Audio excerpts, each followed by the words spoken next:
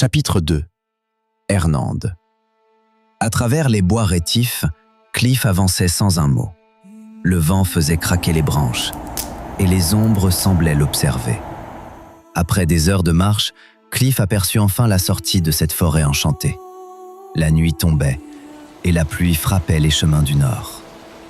Au loin se dressait la porte de la montagne aux 5 doigts, la frontière séparant Pélune et Ernande. Une limite que le rôdeur n'avait encore jamais atteinte.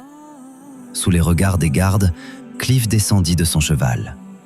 Puis, à travers la pluie qui s'abattait, il poussa lui-même les lourdes portes de bois. Cliff traversa les différents postes de garde sans ralentir. Au-delà de la frontière, le rôdeur entra dans le bassin de fond de brume.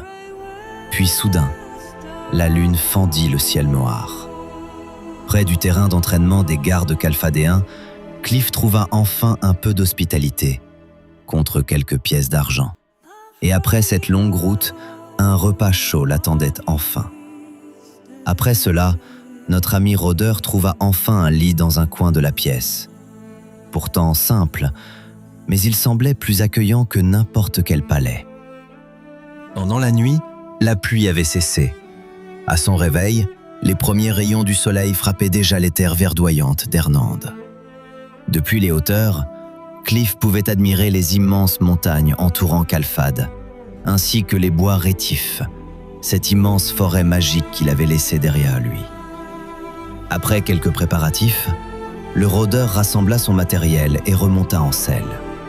Puis, sans un mot, Cliff reprit sa route en direction du sud. Au loin se dressait Calfad, une immense forteresse bâtie au cœur d'une vaste vallée. Posé sur sa colline rocheuse, le château dominait toute la région. Plus il avançait vers le sud, plus les routes devenaient vivantes. Paysans, voyageurs et marchands arpentaient désormais les terres entourant Calfad. En traversant les marchés de la vallée, le voyageur observa les étals chargés de vivres et de marchandises. Mais malgré l'agitation des lieux, son attention restait tournée vers la mystérieuse relique. Au détour d'une rue, il demanda à une habitante où il pourrait vendre un objet aussi rare. Sans le savoir, quelqu'un écoutait attentivement la conversation. Un prêtre finit par l'interpeller. Selon lui, l'Institut de Pierudite pourrait reconnaître la valeur d'une telle bague. Puis il lui remit discrètement une note pliée. Le message indiquait de suivre la route menant aux montagnes blanches, puis de franchir la montagne de l'hiver.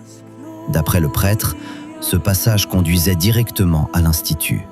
Un raccourci risqué. Sans perdre davantage de temps, le rôdeur reprit la route en direction des montagnes. Pourtant, quelque chose dans cette histoire semblait étrange. Plus il avançait dans les hauteurs, plus le froid et le silence devenaient oppressants. Les chemins semblaient abandonnés depuis longtemps. Finalement, la route mena le voyageur jusqu'à un camp militaire isolé dans la neige.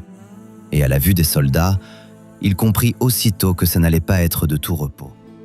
Le rôdeur prit quelques minutes de réflexion.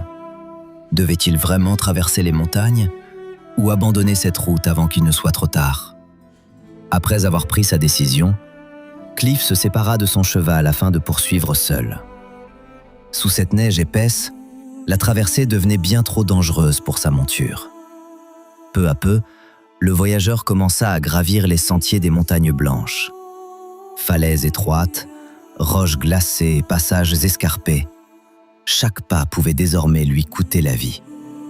Au cours de l'ascension, il découvrit un petit abri abandonné entre les falaises. Épuisé par le froid, le rôdeur décida d'y allumer un feu pour se réchauffer. Profitant de ce bref répit, il prépara quelques légumes et morceaux de viande dans sa poêle. Au cœur des montagnes enneigées, ce maigre repas avait presque le goût d'un festin.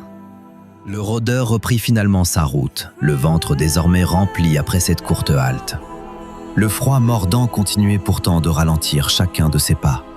Il traversa plusieurs crevasses gigantesques creusées dans la roche enneigée. Le vent sifflait violemment entre les falaises glacées des montagnes. Au fil de l'ascension, les chemins devenaient de plus en plus dangereux. Certains passages étroits semblaient prêts à s'effondrer sous son poids.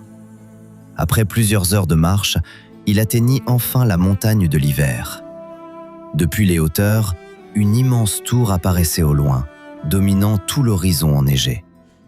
Sur sa route, le voyageur croisa d'étranges vestiges abandonnés dans la neige, comme ce gigantesque navire échoué au milieu des montagnes, loin de toute mer. Peu à peu, la nuit recouvrit entièrement les sommets des montagnes blanches. Malgré l'épuisement, le rôdeur poursuivait sa route vers son objectif.